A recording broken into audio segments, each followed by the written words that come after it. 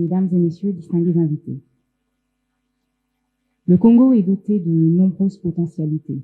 Monsieur le ministre les a évoquées à bon escient précédemment. Mais force est de constater que notre pays dispose de nombreux atouts pour attirer les investisseurs. Il n'y a rien qui manque au Congo.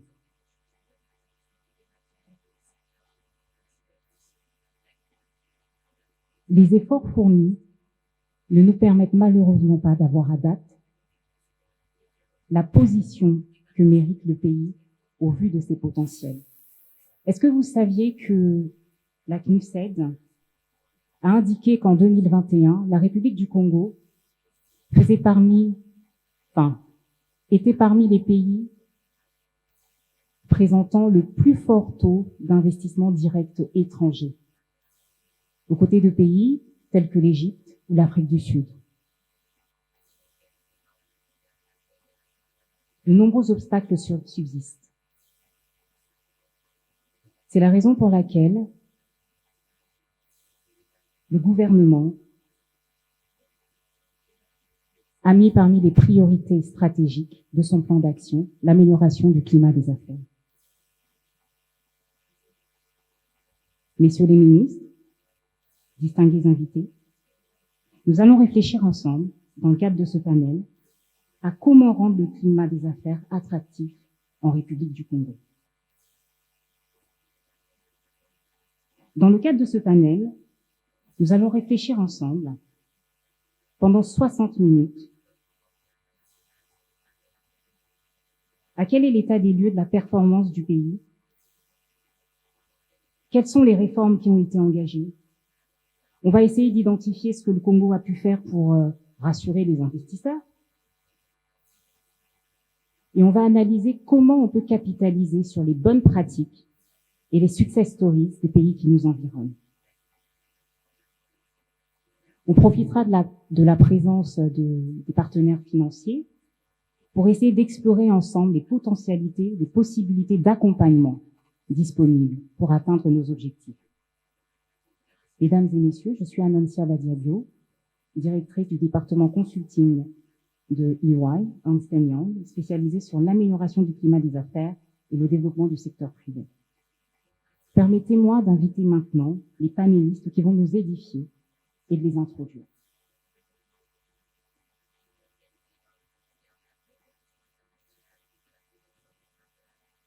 Expert comptable diplômé de formation, il est expert financier international et il a été associé administrateur général du cabinet d'audit et de conseil EY pendant plus de 15 ans.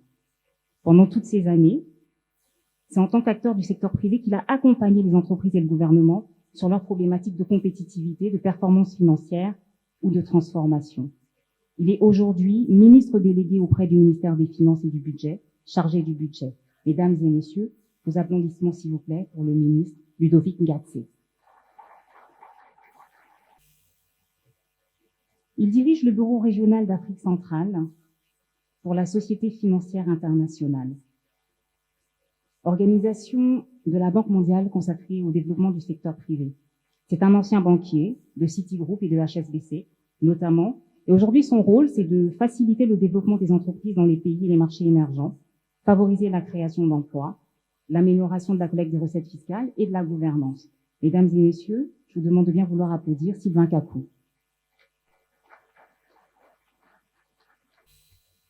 Avocate de formation, elle est inscrite au barreau de Brazzaville. Elle a été conseillère juridique dans plusieurs cabinets ministériels avant de devenir la première directrice générale de l'autorité de régulation des marchés publics et enfin la première directrice générale de l'Agence pour la promotion des investissements de la République du Congo. Mesdames et messieurs, je vous prie d'applaudir Madame Annick Mango, directrice générale de l'Agence de la promotion des investissements en République du Congo. Mesdames et messieurs, le Rwanda Development Board est une entité du gouvernement rwandais chargée de transformer le Rwanda en un hub mondial incontournable pour les affaires et l'innovation. Il en est aujourd'hui le directeur général adjoint. Parmi ses prérogatives figure d'assurer l'attractivité du Rwanda pour les investisseurs et favoriser le développement des exportations et des emplois. Il a été anciennement représentant national de USAID pour le commerce et l'investissement en Afrique centrale et consultant en stratégie, notamment à la Société financière internationale. Mesdames et messieurs, je vous demande de bien vouloir applaudir Zéphanie Nyankuru, directeur général adjoint du Rwanda Development Board.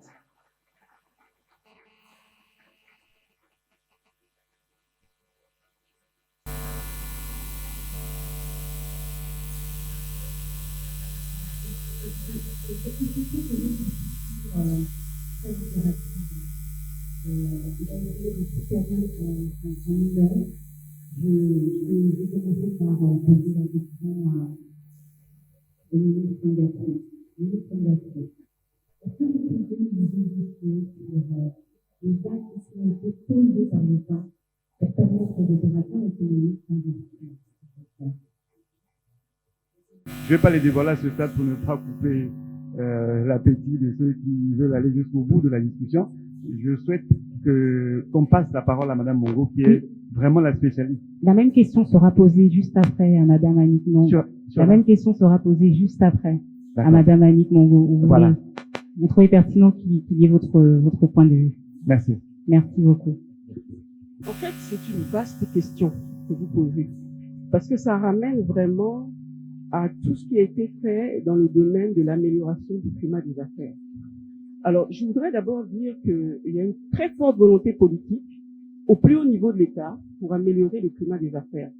Le président de la République, dans son projet de société Ensemble poursuivons la marche, dans l'axe relance économique et création d'emplois, préconise l'amélioration de l'environnement des affaires.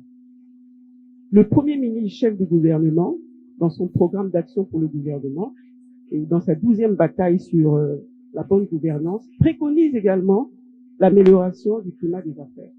Alors, nous avons une charte des investissements qui plante le décor. Et dans cette charte des investissements, vous avez tous les grands principes, liberté d'entreprendre, parce que ça semble être rien, mais ce n'est pas rien, parce que vous avez des pays dans lesquels vous ne pouvez pas entreprendre librement. Vous êtes obligé de vous associer avec un entrepreneur du pays.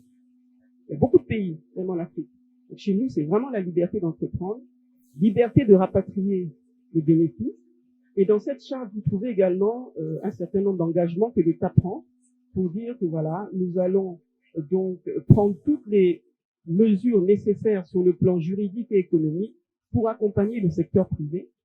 Nous allons prendre toutes les mesures pour la création et le développement des entreprises. Alors, ceci dit, l'État a fait beaucoup de choses dans le cadre de l'amélioration du climat des affaires. Je commencerai par l'aspect institutionnel. Il y a beaucoup d'organes d'accompagnement qui ont été créés. Et bien entendu, je vais commencer par l'Agence pour la promotion des investissements, parce que nous sommes là pour accueillir, assister, accompagner les investisseurs tant nationaux qu'étrangers. Et c'est ce que nous faisons en fait au quotidien. On les reçoit, on les informe, on les conseille, on les oriente, on les assiste, parce qu'il y a des domaines dans lesquels les investisseurs pour exercer ont besoin d'agréments, comme par exemple dans le domaine de l'hôtellerie, comme par exemple dans le domaine des BTP, des hydrocarbures. Et parfois, ils ont des difficultés pour obtenir ces agréments. Il y a parfois des difficultés d'interprétation des textes, etc. Et nous les assistons au quotidien. Je vais peut-être pas trop m'étendre sur l'API, mais je veux dire qu'il y a d'autres organes d'accompagnement qui ont été créés par l'État. Je pense à l'Agence de création des entreprises, donc, qui, bien entendu, crée des entreprises, procède à un certain nombre de modifications et qui conseille et qui assiste aussi les entreprises. Bon, il y a beaucoup d'agences, je vais peut-être pas citer toutes les agences parce qu'il y en a quand même beaucoup dans l'écosystème de l'investissement. Vous avez également l'Agence de planification et de promotion des zones économiques spéciales, mais il y a beaucoup d'agences. Donc, qui sont là en réalité pour accompagner le secteur privé. Et maintenant, dans le domaine de l'amélioration du climat des affaires proprement dit, l'État a créé en 2017 le comité interministériel pour l'amélioration du climat des affaires. C'est ce comité, donc, qui a compétence pour travailler sur toutes les thématiques sur l'amélioration du climat des affaires. Bien entendu, sur les 10 indicateurs Doing Business, même si le Doing Business est suspendu, mais on continue à travailler sur ces indicateurs parce que bon, ce sont des indicateurs classiques du cycle de vie d'une entreprise, et sur toutes les autres thématiques sur le climat des affaires. Parce que vous avez beaucoup de thématiques dans le climat des affaires. Vous avez par exemple la liberté des personnes et des biens de circuler. Ça, c'est l'une des thématiques, par exemple. Vous avez, par exemple, l'application des conventions d'établissement, etc. Il y a beaucoup de choses, donc, dans le climat des affaires. Il y a beaucoup de thématiques. Donc, c'est ce comité, donc, qui est en charge de travailler et de prendre un certain nombre de mesures pour l'amélioration du climat des affaires. Vous avez le comité de concertation entre les administrations et le secteur privé, qui a été créé également en 2018, qui est aujourd'hui fonctionnel. Les dirigeants ont été nommés, sélectionnés par appel à candidature. Ils ont déjà commencé à travailler. Et donc, on attend la session inaugurale donc, de ce comité sous le haut patronage du Premier ministre, chef du gouvernement. Alors, c'est un comité qui est extrêmement important parce que c'était quand même l'une des grandes demandes du secteur privé, le dialogue public-privé. Donc là, on a vraiment un cadre officiel de concertation du dialogue public-privé, même si, à mon humble avis, le dialogue public-privé, il est permanent. Puisque, bon, régulièrement, les membres du gouvernement reçoivent le secteur privé. Nous-mêmes, en tant qu'agence pour la promotion des investissements, nous discutons régulièrement avec les investisseurs, les prospects et les entreprises congolaises. Donc, c'est également une forme de dialogue public-privé. Donc, voilà un petit peu ce que je voulais dire grosso modo. Je pense également au CEMACO, c'est le Centre d'arbitrage et de médiation du Congo. C'est un organe extrêmement important dans le règlement des litiges parce que le secteur privé se plaignait beaucoup de la justice de droit commun, les tribunaux de commerce, les tribunaux de grande instance, à tort ou à raison, je ne sais pas. Et donc, ils ont eu pratiquement gain de cause, puisqu'aujourd'hui, il y a donc ce CEMACO qui existe, qui est domicilié donc dans les chambres de commerce, à Pointe-Noire et à Brazzaville, il y en a deux, qui règlent donc les différends entre les entreprises, qui règlent les différends entre les investisseurs. C'est une justice qui est rapide et qui est tout à fait adaptée donc aux attentes donc du secteur privé. À ce stade, on voit qu'il y a beaucoup d'initiatives qui sont mises en œuvre. On connaît déjà plus ou moins l'appréciation d'institutions telles que la vôtre du climat des affaires, donc on va pas revenir dessus. Par contre, quelle est votre appréciation des efforts en cours? Vous avez une visibilité à 360 degrés sur ce qui se passe dans la sous-région. Comment vous évaluez ce qu'on est en train de mettre en œuvre? Merci. Je souhaite, avant de répondre à la question, saisir l'opportunité du micro pour dire merci au gouvernement congolais de nous associer à ce forum. Et au nom de la SFI et du groupe de la Banque mondiale, représenté ici par Madame Ouattara, Kouroutoumou, que vous connaissez, nous voudrions vraiment féliciter cet effort, la première édition de ce forum.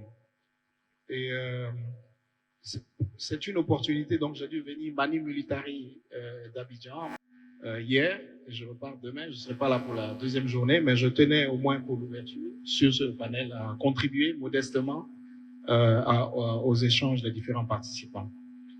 La promotion du secteur privé, pour nous, c'est une réalité à la SFI parce qu'on nous demande d'intervenir auprès du secteur privé domestique, donc national, et travailler à accompagner les investisseurs régionaux et internationaux dans une destination comme le Congo. Et on a écouté vraiment avec beaucoup d'intérêt les propos lunaires du Premier ministre et du ministre de la Coopération internationale. Je voudrais simplement dire qu'on est vraiment en phase sur les ambitions du gouvernement. Et franchement, pour réaliser les ambitions naturellement du PND, c'est important qu'on fasse une part belle au secteur privé national, dans des types de consortiums éventuellement, mais également en partenariat avec tous les intervenants intéressés dans les différents secteurs d'activité déclinés dans le PND sur les 6 piliers qui ont été articulés ce matin. Donc vraiment, je voulais sur ce premier point, le message pour nous il est clair. On va continuer à regarder les opportunités potentielles. Donc Sur le thème du forum PPP, je suis venu ce matin avec en idée, donc on échangeait avant ce panel avec Monsieur le ministre. Je vois deux axes. La SFI accompagne dans les pays, dans le cadre de la promotion du secteur privé, le gouvernement et le secteur privé dans un cadre, donc on parle de dialogue secteur public, secteur privé. Nous sommes aussi contributeurs de ce dialogue dans l'identification, comme l'a décliné Madame la DG, sur les freins au développement du secteur privé. Donc, elle a décliné dans les différents axes. Donc, il y a vraiment un cycle. Et ce que nous, on essaye de faire, c'est d'aider à renforcer non seulement le programme de réforme, mais la mise en place aussi d'institutions qui ont une vocation pérenne. Donc, mettre des institutions qui soient durables. L'agence de promotion des investissements est créée dans une perspective de très long terme. Donc, elle va même au-delà.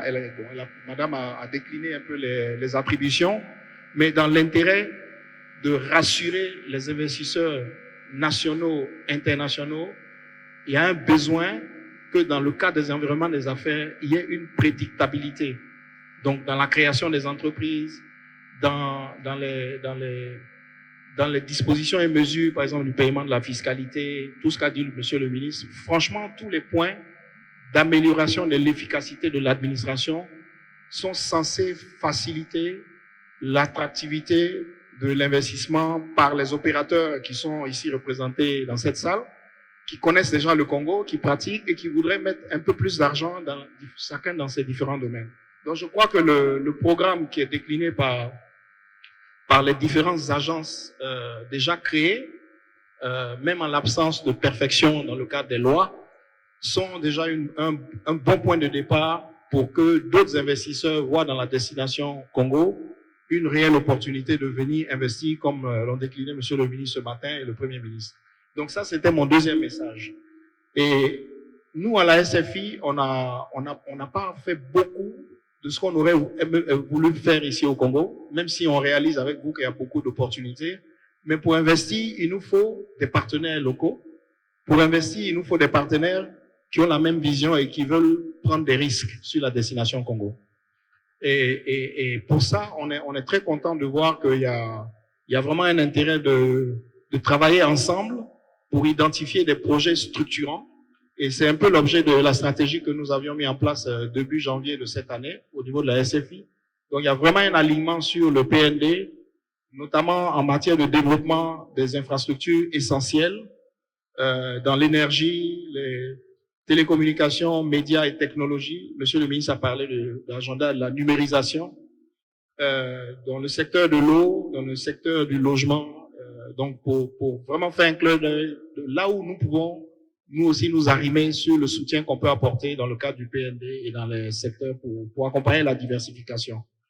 L'autre aspect dont a parlé Monsieur le ministre, c'est le volet développement des PME locales et l'entrepreneuriat. On ne peut pas développer un partenariat tout azimut à l'international parce que beaucoup de pays le font, parce que quand on pense à l'attractivité de l'investissement, les investisseurs internationaux viennent investir dans les pays de manière consistante quand ils peuvent aussi trouver localement une expertise domestique sur qui créer des consortiums avec qui travailler. Donc, c'est aussi une opportunité pour les entreprises congolaises d'avoir des stratégies aussi, d'oser rêver, penser grand, à pouvoir se mettre en partenariat avec des acteurs dans leur secteur d'activité pour accompagner les efforts du gouvernement, comme l'a dit le gouvernement ce matin, à réaliser progressivement les investissements qui étaient par le passé faits par le secteur public. Donc ça, c'est vraiment le deuxième message. Le troisième message, je voulais un peu, donc l'accompagnement des réformes, pour nous, ça doit être en continu et surtout dans la partie application. Parce qu'il y a beaucoup de textes qui peuvent être pris, beaucoup même de lois qui peuvent être décrétées, mais si dans leur applicabilité, c'est difficile pour l'entrepreneur, pour l'entreprise, la PME, pour l'entreprise internationale, souvent ça fait l'objet de négociations difficiles avec l'État pour arriver à mettre en œuvre les différents projets qui ont été identifiés. Donc ces efforts-là au niveau de l'agence de promotion des investissements ou même au niveau des agences des ministères des Finances, comme a dit Monsieur le ministre, des douanes, les impôts, au niveau de l'amélioration ou la modernisation de ces services-là. Je pense qu'on a une opportunité aujourd'hui avec le numérique de faire la différence à grands pas. Parce que c'est un commun dénominateur pour éviter qu'il y ait de la corruption ou qu'il y ait trop d'interventions manuelles ou de personnes, alors que l'ambition, c'est que vraiment on ait des procédures qui soient transparentes et qui favorisent l'attractivité, qu'il y ait plus d'investisseurs qui viennent dans ce pays.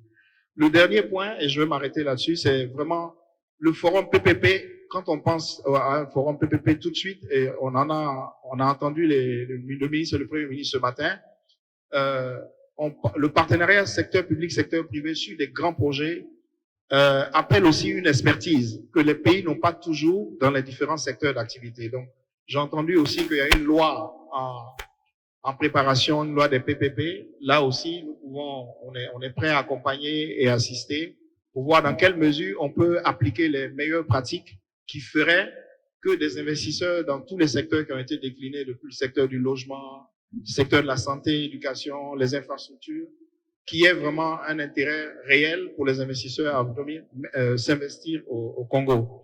Et on a une expertise, on a déjà travaillé ici au Congo, on continue de le faire dans le secteur de l'énergie sur le projet Sunda. On a un intérêt aussi à travailler dans le secteur de l'eau, on a commencé à regarder un projet en PPP, mais on aimerait faire plus sur les priorités qu'auront décliné le gouvernement, sur les projets dans le cadre du PND, dans lesquels on pourrait non seulement être en accompagnement pour conseiller aussi le gouvernement, mais en tant qu'investisseur avec d'autres partenaires sur des projets qui seraient prêts à recevoir des financements importants. Donc, c'est le dernier message que j'avais. Donc, je suis ouvert aussi s'il y a d'autres questions. Merci beaucoup. Merci, monsieur Kakou. Donc, on note que la Société financière internationale est alignée, hein, avec les efforts du Congo et toujours disposée à l'accompagner. Il y a des efforts qui sont en œuvre, des actions qui sont posées, notamment en matière de la loi des PPP qui va favoriser justement les collaborations entre le secteur public et le secteur privé et sécuriser valablement les différentes parties. On note que vous êtes disposé à nous accompagner aussi, hein, en matière d'application, ce que vous commencez à faire, si je comprends bien. Par contre, il y a des efforts à faire sur la disponibilité des partenaires locaux. C'est vrai que pour qu'un PPP marche, il faut qu'il y ait aussi des partenaires en local sur lesquels vous puissiez vous appuyer, ce qui est important. Merci beaucoup. Maintenant, ce que je voudrais, c'est repasser la balle à Madame Mongo rapidement. Madame la DG, vous êtes le pont en République du Congo entre le gouvernement et les investisseurs. Il y a des décisions qui sont prises et vous vous retrouvez confronté à vos clients, les investisseurs qui sont présents dans la salle aujourd'hui. Quelles sont les difficultés que vous rencontrez en tant qu'agence de promotion des investissements et pour lesquelles vous avez du mal, hein, à trouver des solutions tout de suite? Est-ce que vous pouvez porter la voix un peu des investisseurs qui sont présents dans la salle? Qu'est-ce que vous entendez? Parce que là, c'est vrai qu'on a entendu, c'est vrai que le gouvernement fait énormément d'efforts. Et il est important aussi de donner la voix aux investisseurs qui sont là. Qu'est-ce que vous entendez? Est-ce que vous pouvez nous le remonter brièvement?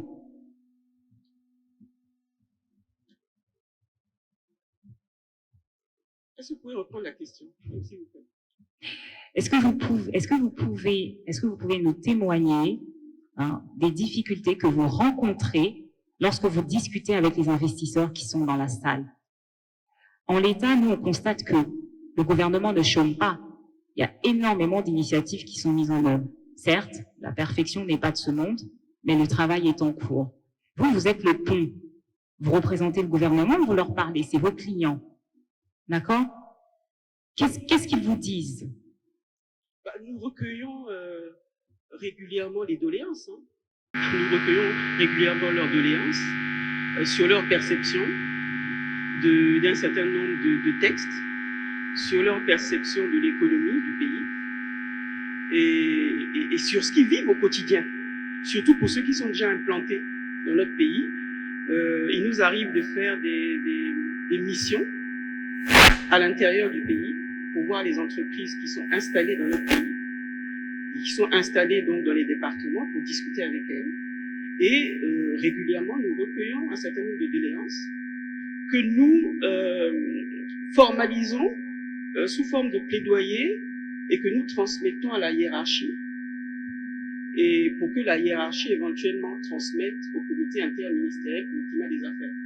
Pour qu'en fait, à ce niveau, on sache exactement ce qui se passe sur le terrain. Donc voilà un petit peu ce que je peux dire, grosso modo.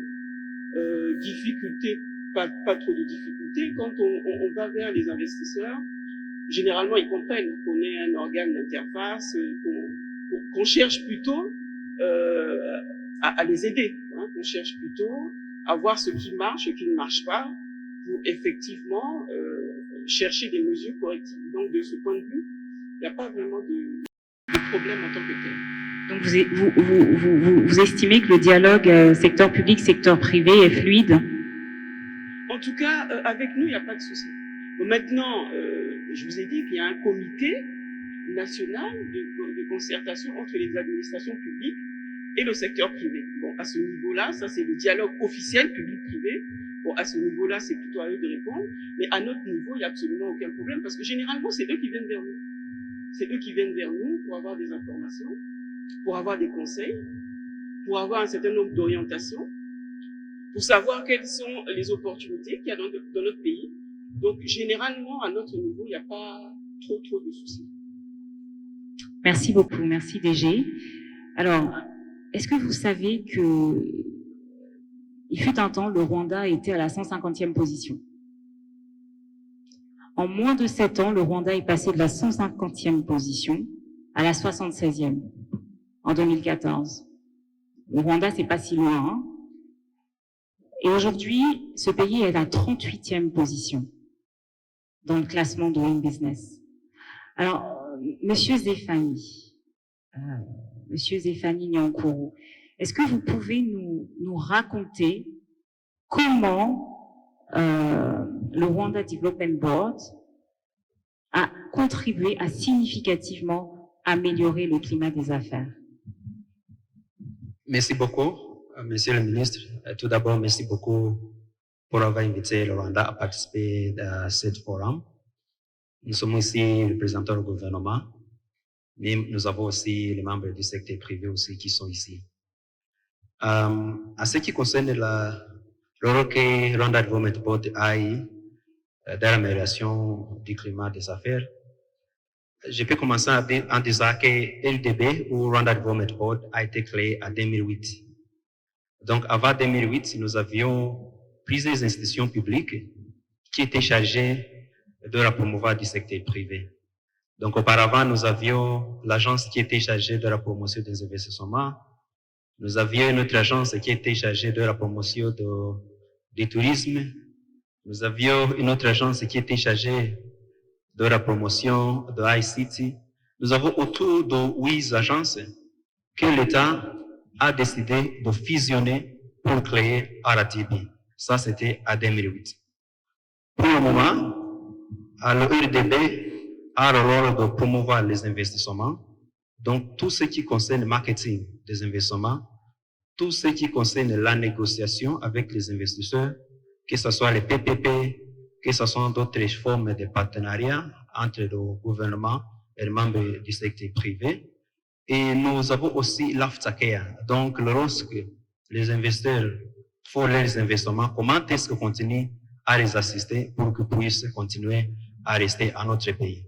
Donc nous faisons les investissements, nous faisons aussi le tourisme et aussi s'assurer que les investisseurs qui viennent dans notre économie puissent avoir les forces ou les travailleurs de qualité. Et en fait, nous avons aussi notre volet qui se spécialise dans l'amélioration du climat des affaires. Maintenant, en parlant des réformes que nous avons faites, tout a commencé autour de 2017. Autour de 2017, c'est là où si vous voyez des classements de la Banque mondiale, le pays était classé au niveau autour de 170 parmi tous les pays qui étaient classés à ce moment-là. Je pense que le dernier rapport de la Banque mondiale a été publié en 2020, avant la mettre fait au classement. Et à cet temps-là, nous étions le second au niveau de l'Afrique, donc deuxième pays en Afrique à ce qui concerne le climat d'affaires. Donc nous avons fait beaucoup de réformes. Si vous comptez entre 2008 et 2022, nous avons fait autour de 50 réformes. À ce qui concerne l'ajustement des sociétés, à ce qui concerne l'obtention des permis de construction, à ce qui concerne le paiement des dettes, paiement des impôts, tout ça. Lorsqu'on a commencé, ça prenait autour de 3 mois pour enregistrer une société. Pour le moment, ça prend 6 heures seulement. Donc, à 6 heures, vous enregistrez la société. Auparavant, ça pourrait coûter autour de $300 américains. Pour le moment, c'est gratuit. Donc, 6 heures, vous enregistrez votre société et c'est gratuit. Donc, nous avons fait des réformes au niveau institutionnel. J'ai parlé de Rwanda Development Board qui a été créé. Nous avons aussi créé des autres organisations qui sont là pour assister les investisseurs. Je peux donner l'exemple de Credit Reference Bureau pour que si tu veux investir ou si tu veux avoir le classement des crédits de ton partenariat, vous pouvez avoir ça en ligne, que ce soit des investisseurs privés, que ce soit aussi les banques. Nous avons aussi fait des réformes législatives. Nous avons créé ou adopté une loi qui donne des incitations, que ce soit fiscales et des incitations aux investisseurs. Nous avons établi un guichet unique. Donc, à RDB, nous avons un guichet unique qui aide les investisseurs. Nous avons des délégués des différents départements de l'État. Si tu es un investisseur, tu n'as pas besoin d'aller à l'immigration pour avoir le permis de travail. Tu veux à RDB, nous avons le guichet unique, tu as le permis de travail. Si tu veux avoir tout ce qui concerne les impôts, nous avons le représentant de l'Office national des impôts qui est basé là. Lorsque vous ouvrez votre société, vous obtenez aussi le Tax Identification Number, TIN, c'est le code qui vous aide à payer des impôts. Vous obtenez aussi en même temps le code qui vous aide à faire la contribution de la caisse sociale pour vos employés. Et le système est intégré aussi avec notre institut de statistique pour qu'il voit qu'il y a une société nouvelle qui a été créée. Donc, nous avons fait des réformes au niveau des institutions, nous avons fait des réformes au niveau de registration et nous avons investi beaucoup dans l'automatisation des services. Donc, vous pouvez payer des impôts en ligne, vous pouvez faire l'enregistrement de l'hypothèque en ligne, vous pouvez obtenir le permis de construction en ligne.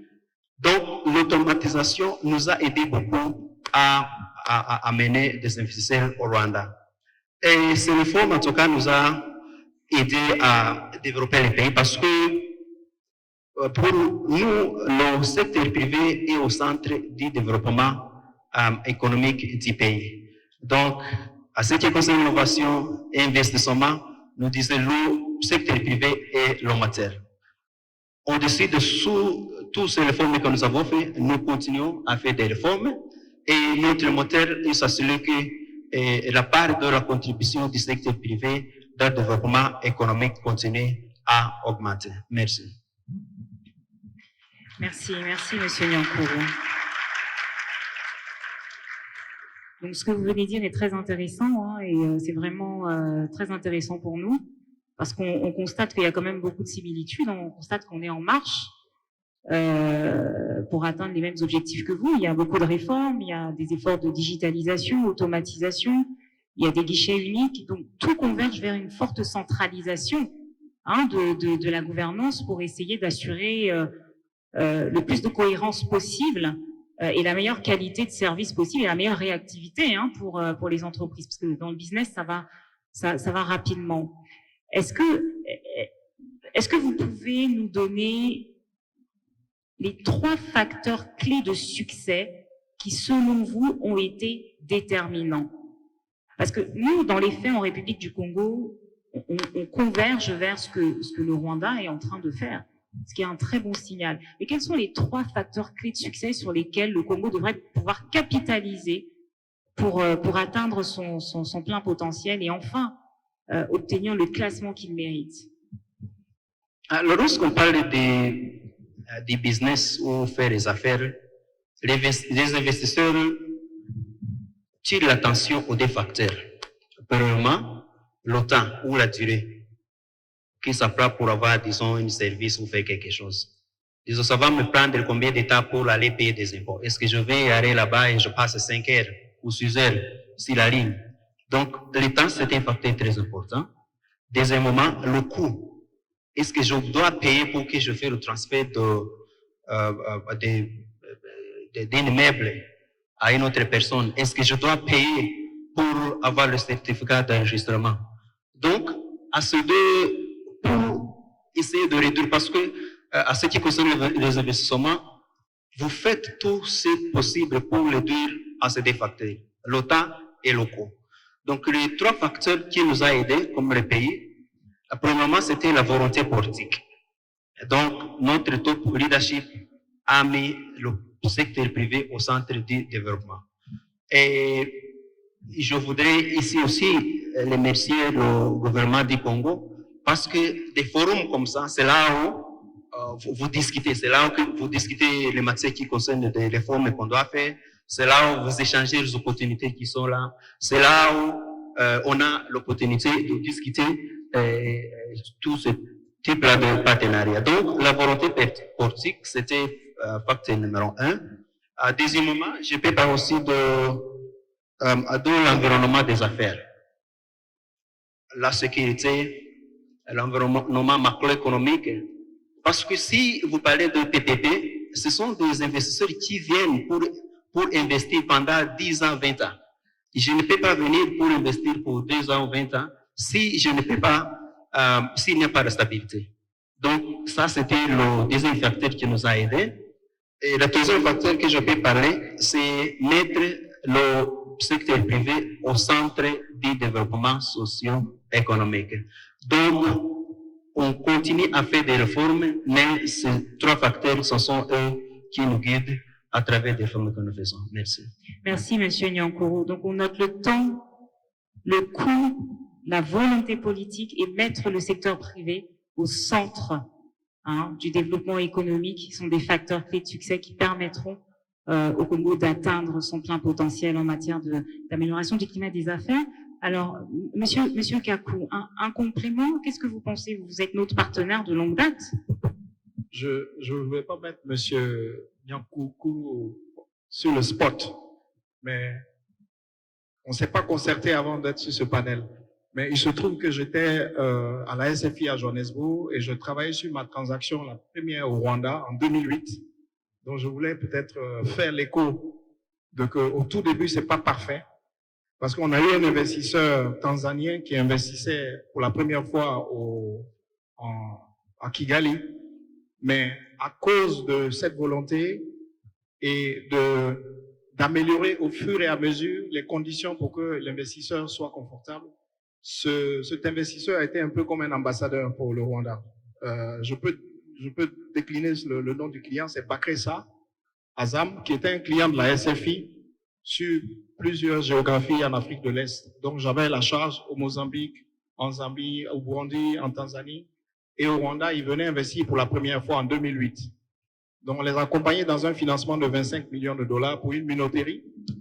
Et aujourd'hui, je crois que c'est un des plus gros contributeurs dans le paiement des taxes et dans l'innovation, dans ce qu'ils font dans le parc. Je ne sais pas si on peut dire, un mot sur ce, parce que quand cet investisseur allait dans le nouveau parc industriel que le Rwanda voulait mettre en place, il n'y avait pas forcément toutes les modalités pour s'installer.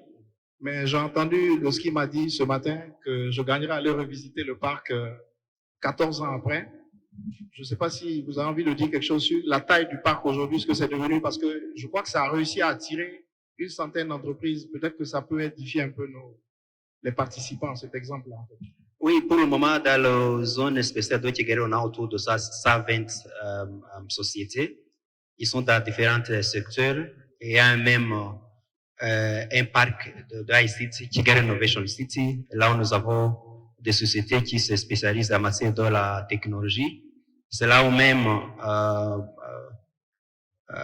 BioNTech qui vont commencer à manufacturer les vaccins. C'est là où ils vont s'installer. C'est là où nous avons Barclays, que vous avez parlé. C'est là où nous avons aussi CMU, Carnegie Mellon University, de Pittsburgh. Mais des zones économiques nous a aidé en tout cas, pas nécessairement à créer des emplois, mais aussi à promouvoir nos industries et qui a aussi contribué beaucoup à ce qui concerne les recettes que nous recevons comme le pays. Merci. Merci beaucoup. Alors, étant donné qu'il faut mettre le secteur privé au cœur, moi, je propose de prendre une question dans la salle. Est-ce que quelqu'un du secteur privé veut poser une question aux intervenants, s'exprimer, faire une contribution?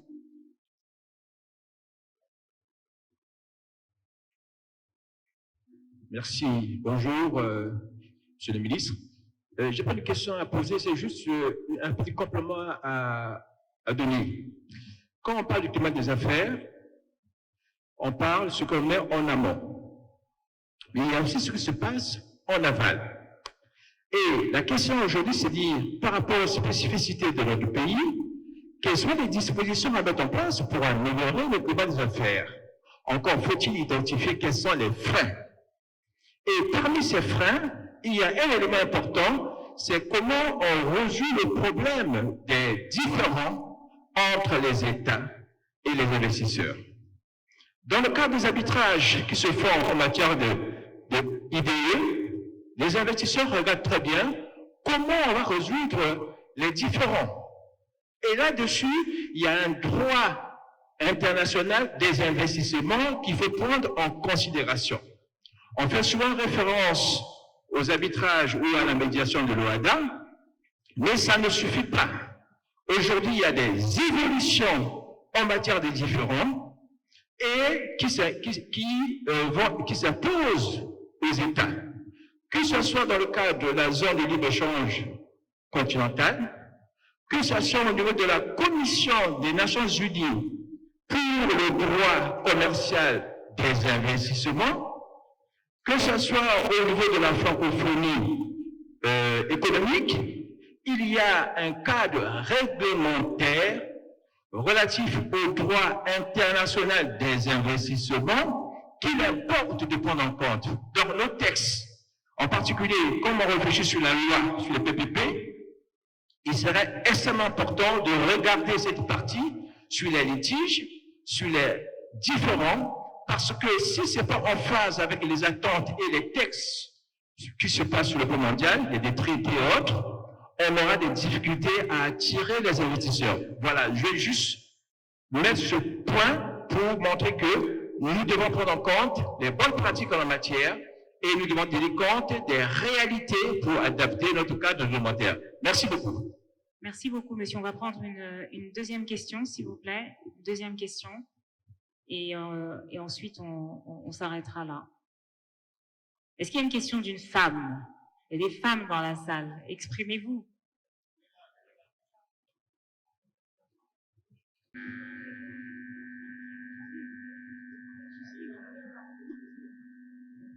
S'il vous plaît, très rapidement. Malheureusement, on court après le temps.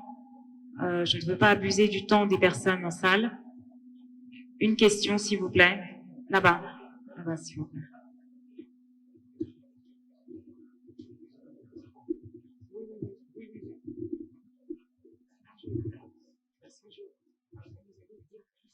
Bonjour, messieurs les ministres, les représentants des organismes, madame la directrice et donc l'ensemble des invités. Je me présente, je suis madame Kibongi, je suis magistrat, donc juriste de formation. Et effectivement, la contribution du monsieur tout à l'heure était très intéressante. C'est normal parce qu'on est dans le cadre, on est en train d'élaborer le projet donc sur les lois PPP, puisque la plupart des pays africains ont déjà des législations en la matière, la Côte d'Ivoire, le Cameroun, le Sénégal. Ma question est la suivante. Effectivement, on est au forum PPP et beaucoup, d'ailleurs moi, on me pose la question parce que je suis juriste. Les gens ont l'impression que toutes les fois qu'en en face d'un juriste, on peut lui poser toutes les questions. Donc ma question est la suivante. Est-ce que toute forme de contractualisation entre le privé et le public peuvent être assimilées à un PPP? Qu'est-ce que c'est exactement? Est-ce que on va faire là comme on va dire la Côte d'Ivoire qui aujourd'hui considère, donc a donné une définition, puisqu'il n'y a pas de définition formelle en fait sur les PPP, la Banque mondiale le dit, je pense, il n'y a pas de définition, donc tous les pays vont décider de définir comme ils le veulent. Donc à savoir avec faire entrer un maximum de formes traditionnelles de passation de marché. Donc ma question c'est de savoir, est-ce que ce n'est pas induire les gens en erreur toutes les fois qu'on dit, parce que dehors effectivement on le dit, contractualisation entre services entre l'État et le privé, c'est PPP, ou alors on va définir clairement et nous dire que soit toutes les formes de passation de marché avec le privé, ce sont des PPP. C'est un peu ambigu, donc vraiment juste un petit éclaircissement, ce serait pas mal, parce que moi également me pose beaucoup de questions et je sais vraiment pas quoi répondre. Je réponds en tant que juriste, mais Merci là, j'ai la chance beaucoup. d'avoir... Merci beaucoup, madame. Donc alors, monsieur le ministre, on note qu'il y a une question sur monsieur le ministre, la DG Mongo, on note que la question de l'arbitrage est un point d'attention important, malgré que vous l'ayez évoqué brièvement tout à l'heure. On note aussi que il peut y avoir des confusions entre ce qu'est un PPP et ce qui ne l'est pas. Donc je crois qu'il y a des panels qui sont dédiés à ça, mais je vous laisse quand même répondre rapidement, dire un mot.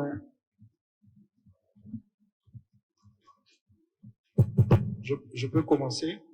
Je pense que sur la question le cadre légal, en fait, en termes de bonnes pratiques, ce qui a lieu de faire aussi, en plus des agences ou le cadre de l'OADA, vous avez parlé de texte, vous avez parlé d'une agence ici, le nom.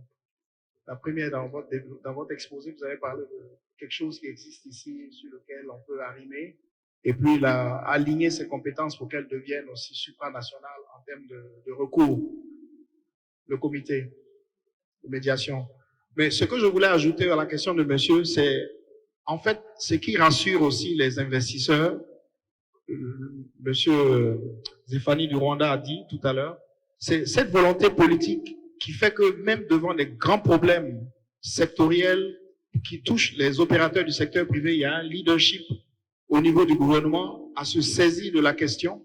Parce qu'une entreprise peut avoir un problème dans un secteur, mais ça appelle soit à décourager les autres à s'investir dans ce secteur, ou à voir comment le problème est traité pour s'assurer que d'autres opérateurs peuvent aussi évoluer dans ce secteur d'activité. Parce que très souvent, les opérateurs économiques, ils n'ont pas tous les instruments, mais ils prennent le risque d'investir et ils se retrouvent en face de difficultés. J'ai aimé votre question en amont ou en aval.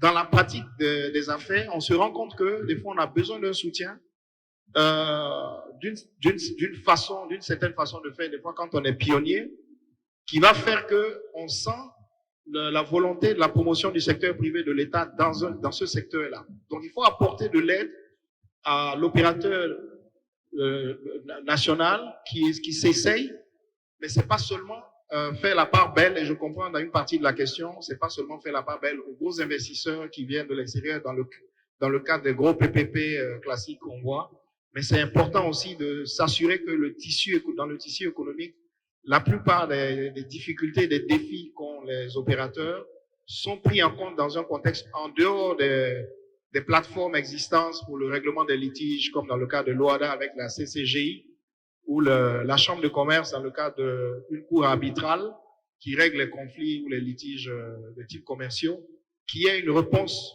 et que l'opérateur ne soit pas livré à lui-même ou à elle-même dans le cadre de ses affaires et qui est appelé des fois à être découragé dans le cadre de ses activités ou à prendre plus de risques.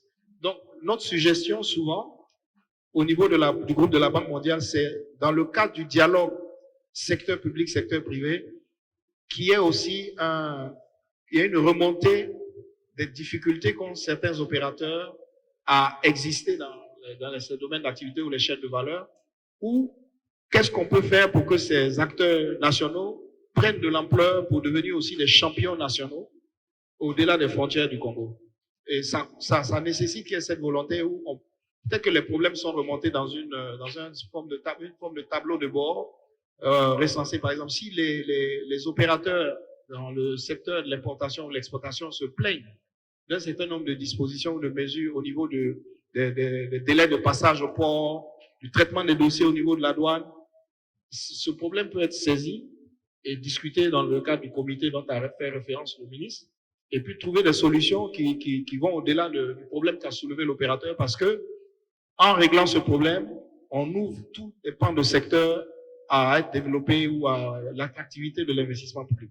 Sur la question de madame, pour la définition des PPP, le cadre, effectivement, chaque État peut définir dans sa souveraineté, peut estimer que tout ce qui est qui relève de la fonction régalienne n'est pas forcément concédable. Donc, en fonction des stratégies par pays, il y a des pays qui estiment que, par exemple, le secteur des télécommunications, je veux continuer à avoir mon acteur de référence, qui est la société publique, dont on préserve le monopole, mais même en l'absence d'efficacité en termes de performance financière et autres, l'État peut maintenir sa position et trouver des solutions autour d'options qui permettent d'améliorer la performance de l'opérateur de référence.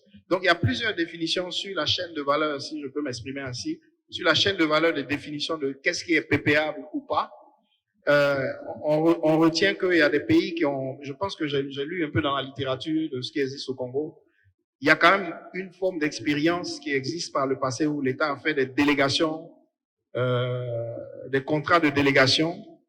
Moi, je viens de Côte d'Ivoire et j'ai travaillé un peu dans le secteur des infrastructures avant ma carrière dans la banque.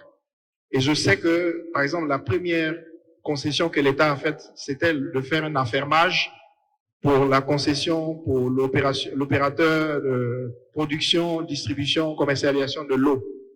Et ce contrat date de 1963. Et ça n'a pas changé de forme jusqu'à aujourd'hui. Donc, la société de production, distribution, commercialisation de l'eau n'a pas été en tant que telle privatisée. Donc, c'est l'expression qui est utilisée souvent. Mais l'État a trouvé une forme pour faire rentrer l'opérateur privé dans une forme de contrat pour lequel il est rémunéré sur la base de sa performance, etc. Donc, il y a plusieurs possibilités de faire des concessions en fonction de la volonté politique et de ce qu'elle veut voir dans tel ou tel secteur, au niveau du secteur de l'agriculture, du secteur de l'énergie ou du secteur des transports. Donc, c'est à l'État aussi de voir dans sa politique de modèle de PPP, dans sa loi PPP, sur quoi elle se fonde et vers où, en termes d'horizon, elle veut orienter un certain nombre d'opérations qui va attirer le secteur privé dans ces secteurs-là. Donc, dans notre partenariat avec les États, ce que nous faisons, c'est qu'on s'assoit avec les États pour voir comment on peut les aider pour rendre effective une loi PPP qui est en cours de formalisation. Donc, on est intéressé à regarder et faire des suggestions éventuellement en fonction des priorités sectorielles que l'État va décliner dans son programme, parce qu'il faut aussi un pipeline de projets qui vont venir alimenter cette loi, parce qu'on ne peut pas faire simplement une loi et puis la loi va exister, mais malheureusement, après 5-10 ans, on n'aura pas fait un ou même 2 projets PPP dans cette volonté-là. Donc, la dernière façon de voir ça aussi souvent, c'est de dire on n'a pas de loi, mais on a un projet structurant et ce projet va nous servir pour faire la démonstration aux opérateurs internationaux qu'on est capable, par exemple au Congo, de faire un PPP de référence et qui va nous servir d'ossature pour les autres types de projets qu'on veut voir réaliser. Encore une fois, je prends l'exemple sur ma propre expérience. J'ai travaillé en 1995-96 en Côte d'Ivoire sur le premier projet PPP, Independent Power Producer, dans le secteur énergétique, sur un projet Azito, et où l'État avait peut-être commencé la réforme du secteur énergétique au début des années 90, mais n'avait pas de perfection dans le cadre de comment donner les projets au secteur privé. Donc, il y a une volonté un peu bold de dire on y va, mais on ne sait pas faire. Et je parlais de l'exemple hier avec ma collègue. On ne savait pas faire les IPP dans le secteur énergétique, même si on avait une expérience de régulation, gestion du patrimoine, des actifs du secteur énergétique, même des lignes de transmission, mais jusqu'à la distribution. Donc, il y a une analyse qui a été faite et on s'est dit, si on doit développer 500 mégawatts, 1 gigawatt, 2 gigawatts, parce que la Côte d'Ivoire a 2,2 gigawatts aujourd'hui en production, et 2/3 de la production est faite par le secteur privé. Mais ça a dû commencer par les PPP de taille ambitieuse. Le premier projet Azito, c'était 150 mégawatts en 1996. On est passé par un appel d'offres et ça a coûté à l'État de Côte d'Ivoire 2-3 ans d'investissement dans une équipe nationale pour développer l'expertise locale, mais on s'est aussi allié les services d'un expert international dans les PPP énergie, pour lequel l'État a payé les services pour faire passer comme on dit, le transfert du savoir à l'équipe qui gère les projets, parce qu'on avait l'ambition de faire d'autres PPP dans le secteur énergétique. Donc, je donne cet exemple pour vous montrer que des fois, on peut aller très loin dans la cour pour dire, on veut faire un PPP de type, c'est mon secteur, je suis l'État et je donne la possibilité à un opérateur de faire 500 mégawatts. Voilà les conditions, le cahier de charges et je veux faire un appel d'offres. Vous venez, vous construisez, vous exploitez, mais à la fin, par exemple, vous devez transférer les actifs à l'État au bout de 20 ans de concession ou 30 ans de concession. Donc, mais on peut pas faire tous les projets de type PPP ne sont pas forcément, n'ont pas forcément, on dit pas qu'elles seront successful. Donc, il faut être très stratégique dans le choix des types de projets qu'on veut donner en concession aux opérateurs privés, parce que c'est là où il y a des chances de faire réussir des investissements et puis donner le service aux populations. Merci beaucoup, merci Monsieur Kakou. Alors, il est temps de conclure ce panel. Donc, chers panélistes, je vais vous donner chacun une minute pour vous adresser aux investisseurs qui sont présents à la salle, 1 minute pour passer votre message personnel ou représentant votre institution, 1 minute pour partager votre conviction par rapport à l'amélioration du climat des affaires au Congo, 1 minute pour partager votre pensée sur est-ce qu'il faut investir au Congo ou pas. Je vais donner la primeur à Monsieur le Ministre, c'est aussi mon mentor, donc Monsieur le Ministre. Merci beaucoup, Annoncia. S'il y avait un mot à dire à ce stade sur l'amélioration du climat des affaires au Congo et principalement solliciter la compréhension de nos investisseurs, c'est de dire que beaucoup d'efforts a été fait, malheureusement pas toujours suffisamment appliqué ou divulgué. Le grand problème que nous avons, c'est l'application des textes. Il y a tant de textes qui disent A et dans l'application, on applique B. Et c'est ça, en fait, ce sur quoi il faut revenir. Et c'est pour ça que le projet en cours, qui est celui de la numérisation et de la digitalisation, ce projet va nous aider à en fait, obliger les gens à appliquer les lois, puisque tout sera incrémenté dans les processus. Quand on vous dit que vous pouvez créer votre entreprise en ligne, ben, vous n'aurez plus besoin de demander le format de je ne sais quelle pièce ou le prix de tel. Tout ça sera automatisé. Et donc, on n'aura plus besoin du fonctionnaire qui a habituellement été là en train de nous faire du chantage. Donc, le deuxième, en fait, le grand espoir, c'est ça, c'est la numérisation et la digitalisation des procédures au niveau de l'État. Par ailleurs, l'administration est disponible. Vous avez toujours des moyens de recours. L'État peut vous accompagner dans tous les sens. Je vous ai donné la panoplie des instruments qui ont été mis en place il y a quelques années. Et d'ailleurs sur les dernières années, qui font qu'en réalité, dans les faits, enfin dans les textes, nous avons un système qui est vraiment favorable à l'investissement. Donc, il ne faut pas se décourager, il faut vraiment contacter l'administration parce que nous avons un grand projet de transformation de notre pays, de transformation digitale de notre administration et des pratiques administratives qui doivent nous conduire vers un État moderne et un État où la corruption est réduite à son strict minimum. Merci, je puis vous dire que l'architecture gouvernementale actuelle répond à ce souhait. La création d'un ministère en charge du contrôle d'État, la création d'un ministère en charge de la réforme de l'État et la création d'un ministère en charge de la promotion du partenariat public-privé. Donc, c'est vraiment une volonté de fond qui guide aujourd'hui l'action du gouvernement et pour laquelle je pense que nous aurons les résultats dans les années à venir. Merci. Merci, Monsieur le Ministre. Monsieur Kakou, la SFI, 1 minute, s'il vous plaît, vraiment 1 minute. On a largement dépassé le temps. pour convaincre les investisseurs présents dans la salle. J'ai déjà beaucoup parlé sur les réponses, donc je vais faire très court. Sous le contrôle de la représentante de la Banque mondiale, Madame Korotumu Ouattara, on reste engagé. La SFI, on veut faire plus au Congo. Et je pense que l'opportunité d'un tel forum montre bien qu'il y a vraiment de l'appétit à faire des choses pour satisfaire aux ambitions de la diversification de l'économie. Tous les secteurs sur les piliers qui ont été déclinés sont des secteurs dans lesquels on accompagne d'autres opérateurs en dehors du Congo. On sait faire. Donc, le message que j'ai, c'est qu'on souhaite avoir des projets qui émanent aussi du Congo. Et dans les formulations PPP, les partenariats, c'est pas seulement les PPP comme on vient de discuter dans ma dernière réponse. Donc, il y a ce volet public-privé où c'est de grands projets qui sont concédés.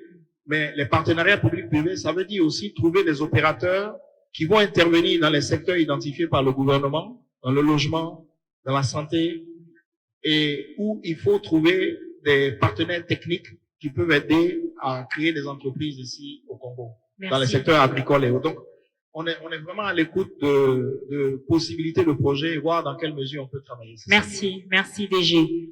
Alors, merci Monsieur Kakou. Alors, DG, une minute pour convaincre les investisseurs dans la salle. Amélioration du climat des affaires au Congo, investissez. Ce que je voulais dire, c'est que l'État a beaucoup travaillé, donc a pris beaucoup de mesures pour l'amélioration du climat des affaires. Il faut qu'on fasse le point pour ensuite prendre d'autres mesures pour aller vers l'approfondissement donc de l'amélioration du climat des affaires. Mais globalement, ce que je peux dire, c'est que le Congo est un pays attractif. Hein. Le Congo est attractif et c'est pas nous qui le disons, c'est la CNUSED qui le dit. Nous sommes la première destination des investissements directs étrangers en Afrique centrale. C'est écrit noir sur blanc dans les rapports de la CNUSED. Donc le pays est attractif, on a des atouts dans plusieurs secteurs, je crois que ça a été dit, dans l'agriculture, dans le tourisme, etc. Et les investisseurs sont les bienvenus donc pour venir investir. Et nous, ça ne nous empêche pas de continuer donc à améliorer donc notre climat des affaires pour rendre notre pays encore plus attractif. Merci, merci DG. Alors Monsieur Nyankourou, une minute pour convaincre les investisseurs dans la salle. Vous, le Rwanda, vous avez décidé d'investir au Congo. Vous avez décidé de faire des synergies. Une minute, s'il vous plaît. Merci beaucoup. Nous avons signé un memorandum d'understanding avec API et récemment avec la visite de notre chef d'État, nous avons aussi eu l'occasion de signer d'autres accords de collaboration. Congo est ouvert pour le business et Rwanda est ouvert pour le business. Pour le moment, nous avons des investisseurs congolais qui sont en train d'entrer en partenariat avec le gouvernement rwandais. Nous avons aussi des investisseurs rwandais qui sont en partenariat avec le gouvernement congolais. Ce que je dis aux investisseurs qui sont ici, Congo est ouvert, vous pouvez investir au Congo. Vous pouvez aussi faire l'expansion de votre investissement au Rwanda. Nous avons le Rwandais qui vient ici. On est en train de discuter pour voir comment Rwandais et le société de transport aérien ici peuvent faire les comptes chers. Tous ça vont aider des investisseurs dans les deux pays. Donc, Congo est ouvert, Rwanda est ouvert. On va faire le business. Merci. Merci beaucoup. Merci, Monsieur Nyankourou. Messieurs les ministres, mesdames et messieurs, distingués invités.